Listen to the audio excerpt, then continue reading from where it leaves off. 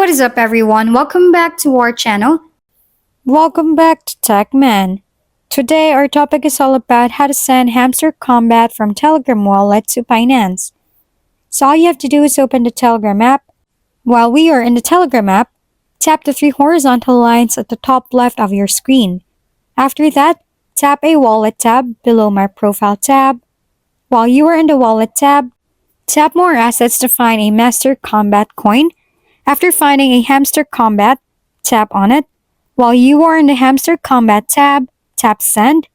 After that, tap the External Wallet tab. Now, the app will ask for the address or domain, which we need to open the Binance app. While we are in the Binance app, tap a Wallet tab, which is located at the bottom right of the screen. In the Wallet tab, tap Deposit. While we are in the Deposit tab, search for Hamster. If Hamster appears, tap on it, and the address and memo appear. So you just have to tap the copy icon on the right side in the deposit address and memo section. After copying the address, let's go back to Telegram and paste the address and the memo will appear. So you just have to tap the copy icon on the right side in the deposit address and memo section. After copying the address, let's go back to Telegram and paste the address. The address of the hamster appears, so tap continue at the bottom of the screen if it appears. After that, just type the amount of how much you want to withdraw in the Hamster app. Remember, the maximum Hamster balance you can withdraw is $300.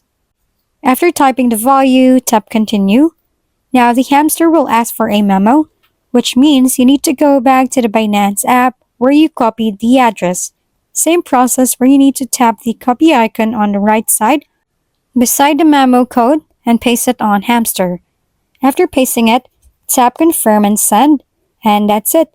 That's how to send Hamster Kombat from Telegram wallet to Binance. If we've been helpful, kindly give us a thumbs up. And don't forget to hit the subscribe and bell button for more contents.